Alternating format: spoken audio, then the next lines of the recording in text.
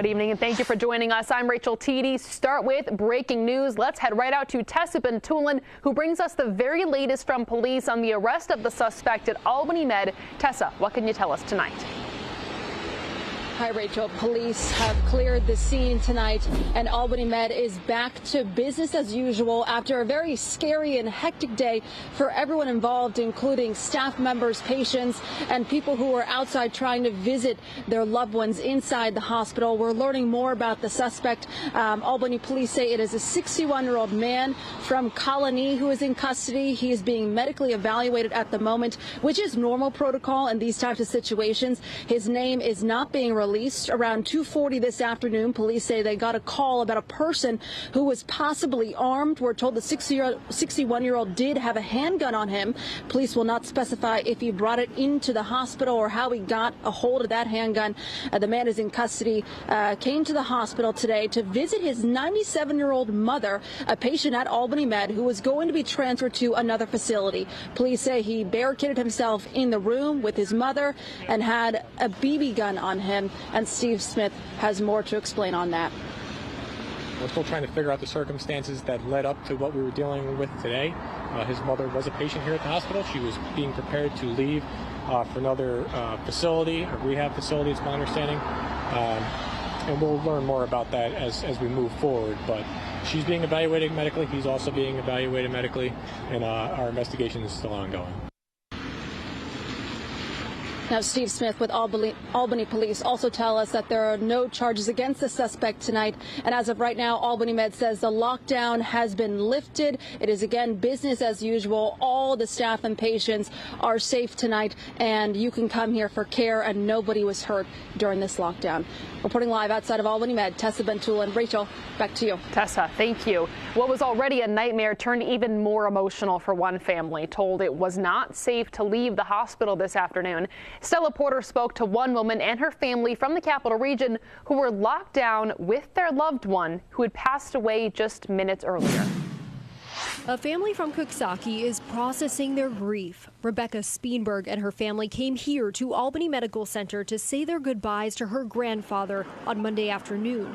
That goodbye was painfully prolonged after they were locked down inside her grandfather's room after he passed around 2:30. She spoke to us outside, relieved to have said her final goodbyes and still processing the grief. Tell me about the moment that you heard there was a lockdown. How did you hear, and what did you kind of hear and see in that moment? So he passed away around 2:15 and we were saying our goodbyes and everything, and then as we were going to leave, they were like, "You're not allowed to leave."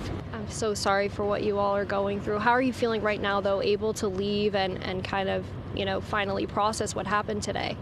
It's definitely a relief being able to leave, but after you're sitting there for so long, you kind of are just like, I don't want to leave, even though you're allowed to, because you just want to stay with your loved one as long as you can. The family is back in Coxsackie. They say they got through this situation by keeping a sense of humor and trying to get through the emotional roller coaster as best they could. Reporting in Albany, Stella Porter, News Channel 13. Stella, thank you. And heavy police presence drew a crowd today. People wondering what on earth is going on. Taniko Pennick spoke to a lot of those people earlier today outside the hospital. She joins us now.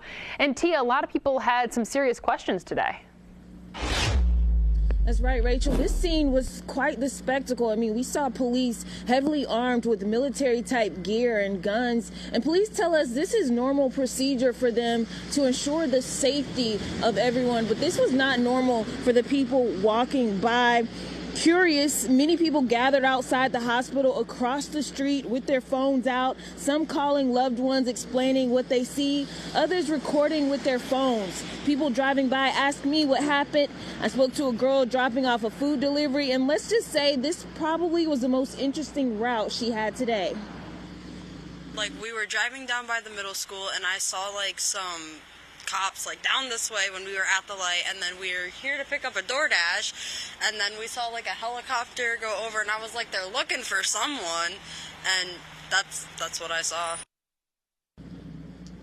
Now, of course, the scene is a lot calmer now. Police easing those fears by announcing that an arrest has been made and it's business as usual. Reporting live in Albany, Taniqua Penix, News Channel 13 with coverage you can trust. Rachel? Taniqua, thank you.